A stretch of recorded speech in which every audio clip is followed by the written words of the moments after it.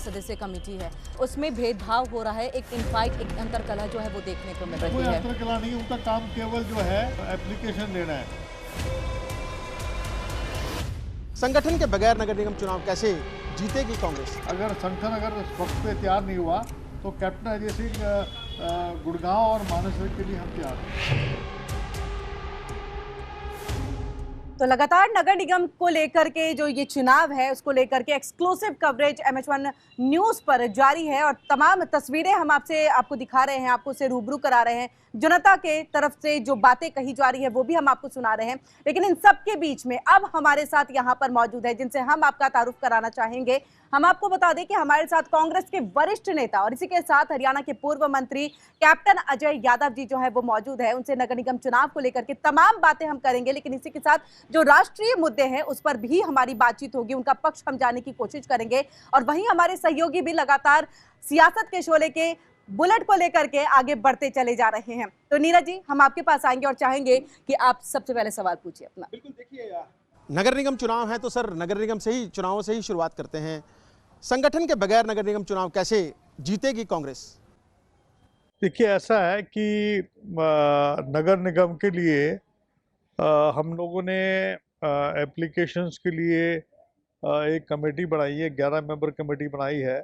और मैं बताना चाहूँगा, हमने एक सर्वे की एक टीम बना दी है। उनको बकायदा हमने स्पेसिफिक जो है उनको कार्य दिया है कि किस वार्ड में कौन बीजेपी का कैंडिडेट है, कौन कांग्रेस के आने वाले उम्मीदवार हैं, उसके अलावा जो है क्या क्या इश्यूज हैं उसके बारे में। और तो उसमें वो सर्वे सारा जो है वो कैप्टन अजय सिंह अपने तौर पे करा रहा है, पार्टी के तौर पे नहीं करा रहा है, क्योंकि चुनाव मैंने जो है 2024 का चुनाव नज़दीक आ गया है और लोकसभा के चुनाव नज़दीक हैं, तो समस्याएं बहुत हैं गुड़गांव के अंदर। तो हम चाह रहे थे कि मुझे 40 के 40 जो हमारे वार्ड्स हैं उसमें मुझे एक फीडबैक मिल जाए, और स्पेशली जो हमारे पॉश एरियाज हैं जहाँ तक हम पहुँच नहीं पाते हैं, वहाँ जो न्यू गुड़गांव है, जैसे आपका 46 सेक्टर है, 52 है, ये 38 है, 36 है, 46 है, इन सेक्टरों में जहाँ पर व्यक्ति पहुँच नहीं पाता है, अंसल्स हैं, मालवे टाउन है, तो वहाँ पर हमें समस्या आती। बाकी जो ओल्ड गुड़गांव में तो ऑलमोस्ट जो है हमें सब मालूम है। तो उसका फीडबैक लेने के लिए मैंने एक टीम को गठित, हम वो काम कर रही है, प्रोग्रेस कर रही है, और वो हमें रिपोर्ट समय पे देगी। तो मुझे लगता नहीं है कि अगर संगठन अगर वक्त पे तैयार नहीं हुआ तो कैप्टन अजय सिंह गुड़गांव और मानेसर के लिए हम तैयार हैं। तो किरण, कैप्टन साहब को तो फर्क नहीं पड़ेगा, लेकिन कांग्रेस को कितना फर्क पड़ेगा? क्या लगता है कि आप बिना संगठन के कांग्रेस नगर निगम जैसे महत्वपूर्ण चुनाव को जीत पाएगी?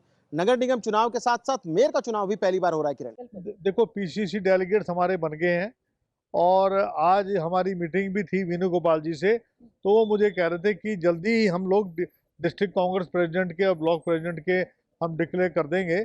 और अभी तो मुझे लगता है कि पूरी तरीके से वार्ड बंदी भी नहीं हुई है, तो मुझे उम्मीद है कि अगले 15-20 दिन के अंदर हमारी जो इकाइयां हैं डिस्ट्रिक्ट की और ब्लॉक की लेवल की हम कर देंगे। लेकिन मैं अपनी तरफ से पूर्ण रूप से तैयारी कर रहा हूं कि जो हमारे अच्छे उम्मीदवार हैं, वो चाहे मेरा सगा दोस्त भी हो, अगर उस सर्वे में उसका नाम नहीं आता है तो मैं अपनी तरफ से रिकमेंड नहीं करूंगा।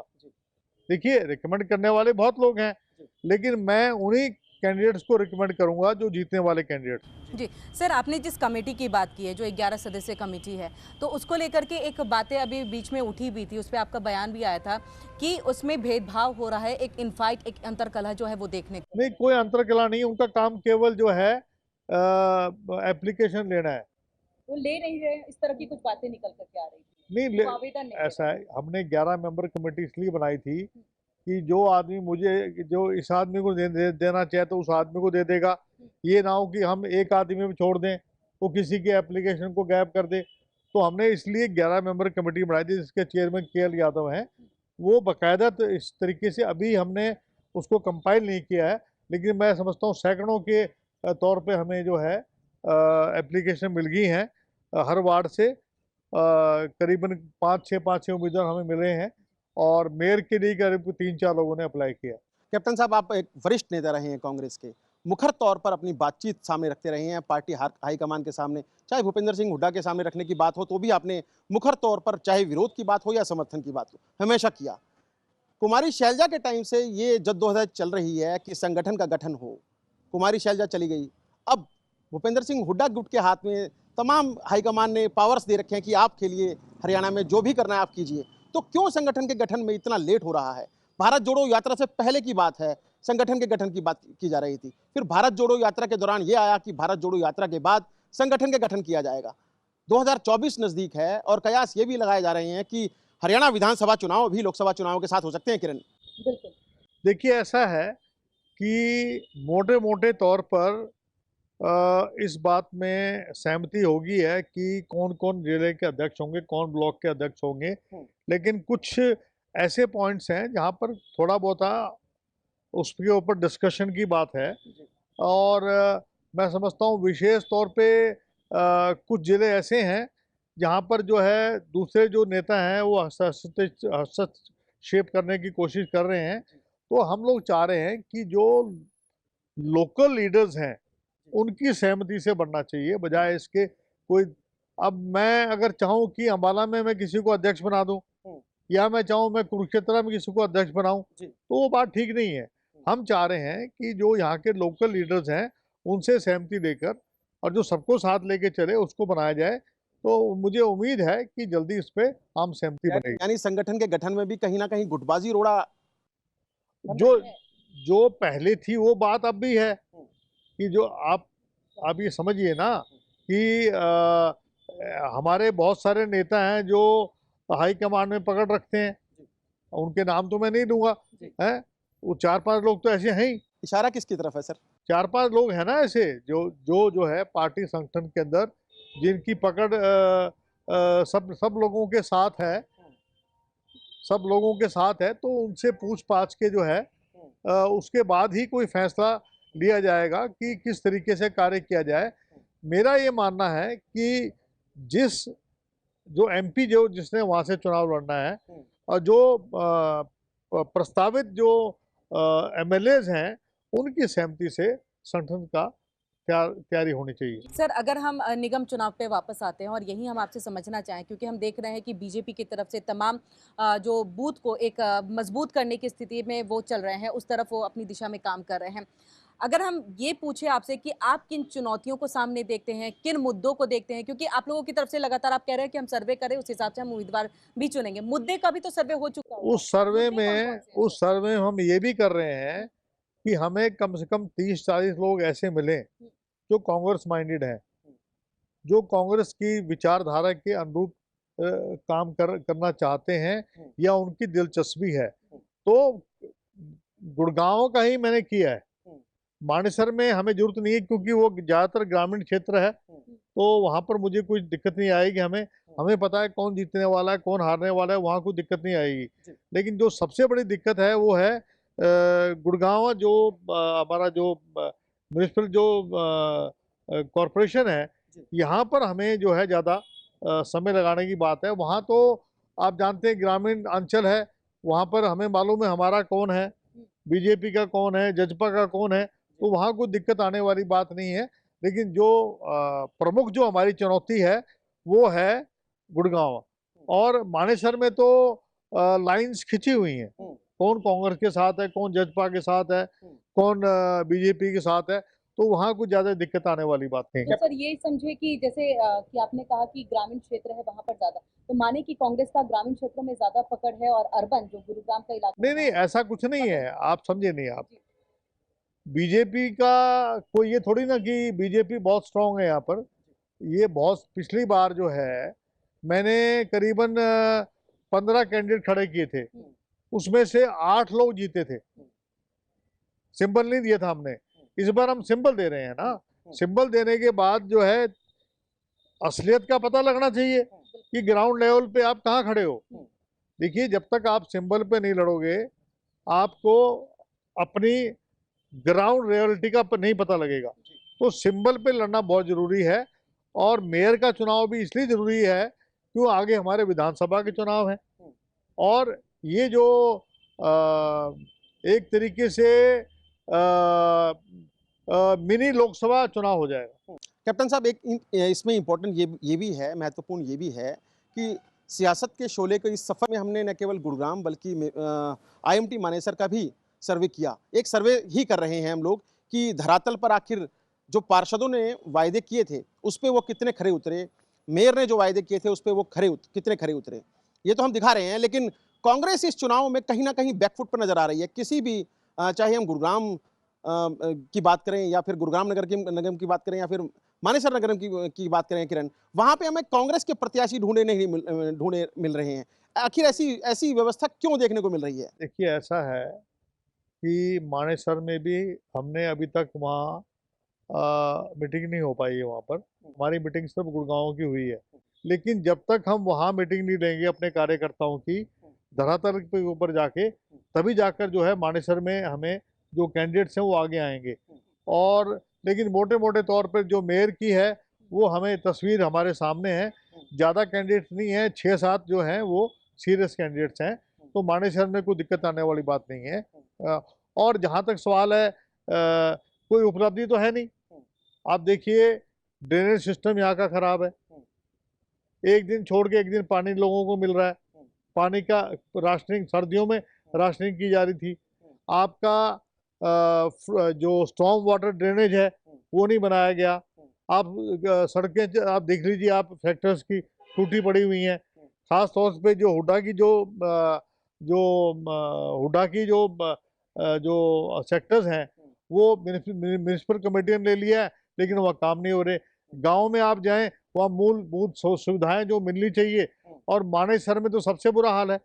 जो गांव हैं वो तो जो है मतलब कि उनकी हालत ये हो गई है कि पानी भरा हुआ है और ना कोई वहाँ सफाई है, ना वहाँ कोई सीवरेज है, ना कोई व्यवस्था है। देखिए, कैंडिडेट जो हैं वो केवल इसलिए आ रहे हैं कि वो सोचते हैं कि भी ठीक है, बीजेपी की टिकट मिल जाएगी, ठीक है।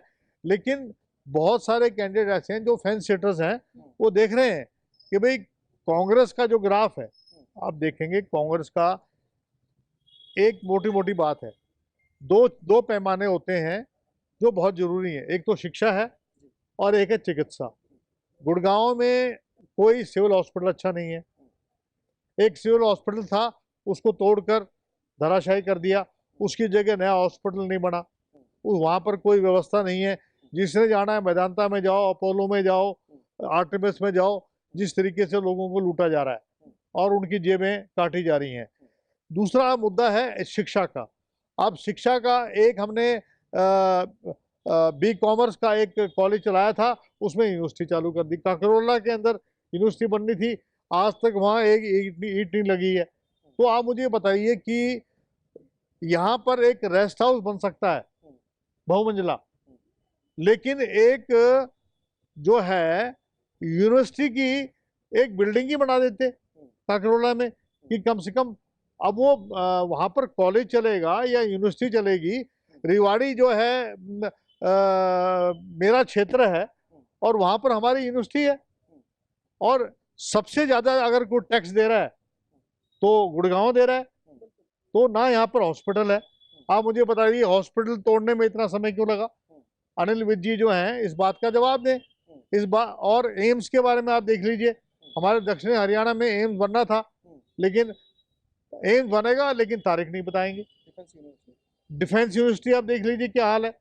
डिफेंस यूनिवर्सिटी की जो है आधारशिला मनमोहन सिंह जी ने रखी, उस वक्त डिफेंस मिनिस्टर थे राव इंद्रजीत, आज भी मंत्री हैं। पिछले 5 योजना से यहाँ से ये हमारे यहाँ से सांसद हैं। ये मुझे बता दें कि इन्होंने गुरुग्राम के लिए एक भी बड़ी कोई इंस्टीट्यूशन लेके आए हों, कोई IIT है, IIT लाए हों, IIM लाए हों, हाँ, कोई भी शिक्षा का केंद्र इन्होंने खोला हो। मेट्रो जहां पर थी उससे 1 इंच भी एक पिलर नहीं बना। यानी कि हालत ये है कि जो ट्रांसपोर्ट सिस्टम है जिसको इम्प्रूव करना चाहिए था। आप चले जाइए ओल्ड गुड़गांव में, ये कहते हैं कि हम एलिवेटेड पुल बनाएंगे, लेकिन केवल कागजों में है, धरातल पे कुछ नहीं है, कोई भी काम है। आप देखिए सिर्फ गोल्फ कोर्स रोड है, एक वो रोड है जहां पर आप देखेंगे कि वहां सड़कें ठीक हैं। बाकी आप किसी सड़क पे निकल जाइए तो सड़कों का बुरा हाल है। और स्ट्रे गायें इतनी घूम रही हैं।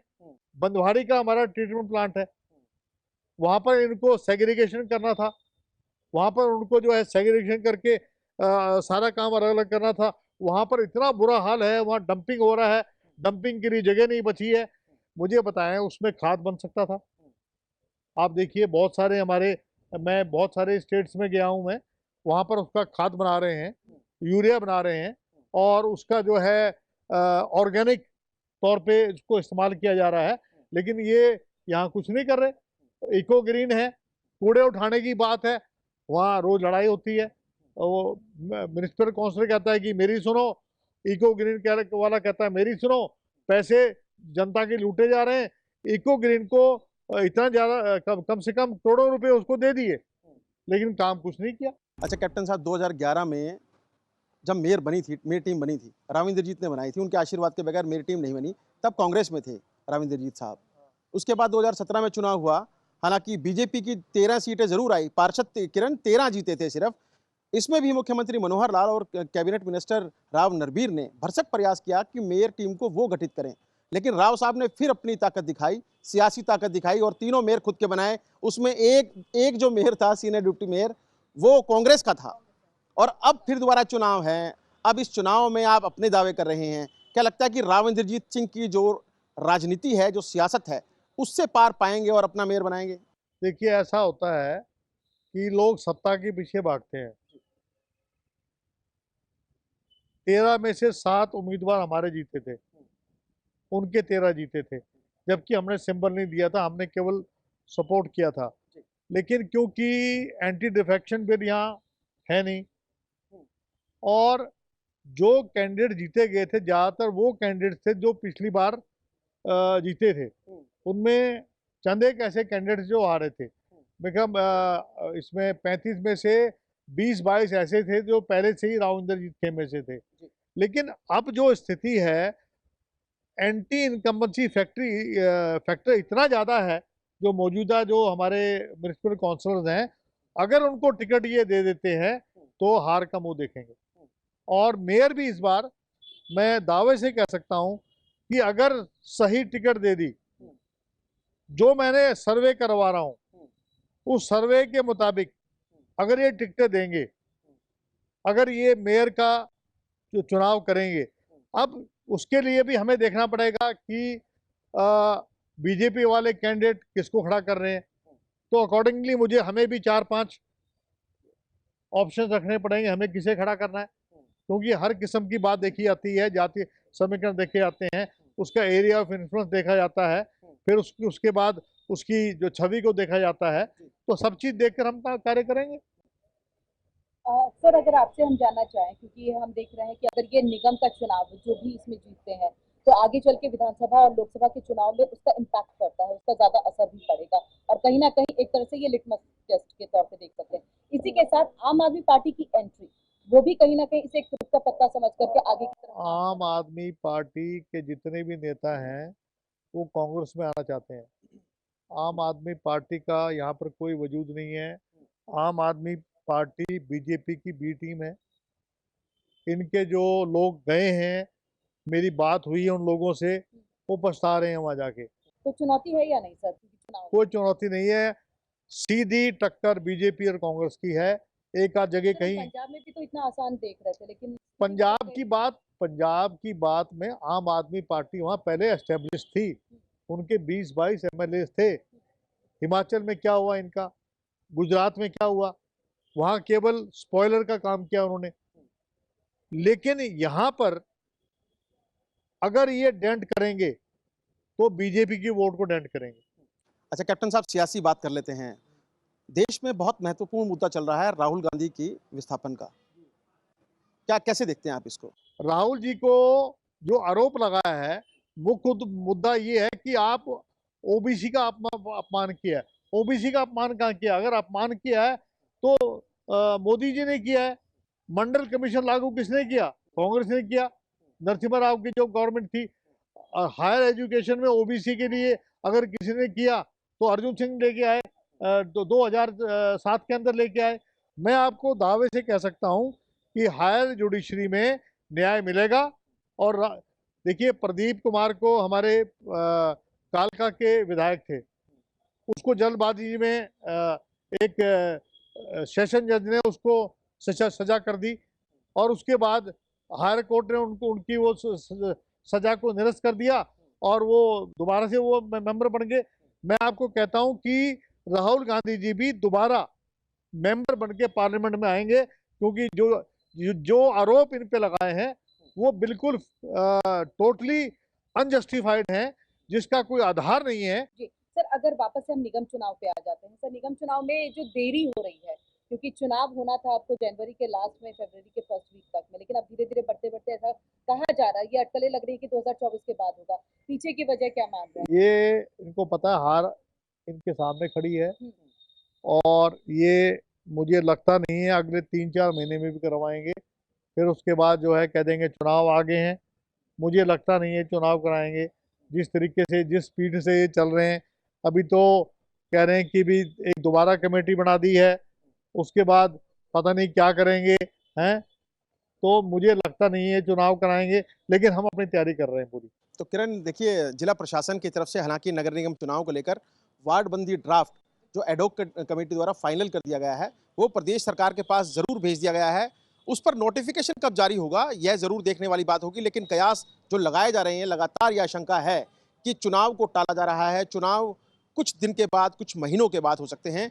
इसमें कितनी सच्चाई है, इस बात का जवाब भी प्रदेश सरकार को देना है। बहुत बहुत शुक्रिया सर, हमारे Thank साथ आप जुड़े you. और Thank तमाम you. मुद्दों पर आपने बातचीत की है, तमाम हमसे साझा किए, और खासतौर से अब आगे चल करके क्या स्ट्रैटेजी रहेगी, खासतौर से राहुल गांधी जी के मुद्दे को लेकर के उस पर भी बातचीत की गई है। लेकिन नीरज जी, अगर मैं कहूँ तो अब हम अगले वार्ड का रुख कर लेते हैं। बिल्कुल, अगले पड़ाव की तरफ चलेंगे और अब गुरुग्राम के बाद मुझे लगता है कि फरीदाबाद नगर निगम भी काफी महत्वपूर्ण है, क्योंकि आरोप ये भी लगते हैं कि तत्कालीन सरकारों द्वारा, कांग्रेस की सरकार द्वारा फरीदाबाद की एक बहुत बेहतरीन छवि बनाई गई थी। दुनिया भर में या फिर देश भर में एक ऐसी छवि थी कि कहीं इंडस्ट्री है तो फरीदाबाद में है।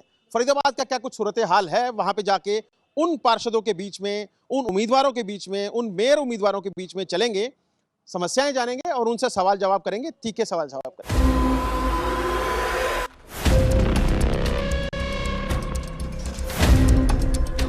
11 सदस्यीय कमेटी है, उसमें भेदभाव हो रहा है, एक इनफाइट, एक अंतरकलह जो है वो देखने को मिल रही कोई है। अंतरकलह नहीं, उनका काम केवल जो है एप्लीकेशन देना है। संगठन के बगैर नगर निगम चुनाव कैसे जीतेगी कांग्रेस? अगर संगठन अगर वक्त पे तैयार नहीं हुआ तो कैप्टन अजय सिंह गुड़गांव और मानेसर के लिए हम तैयार हैं।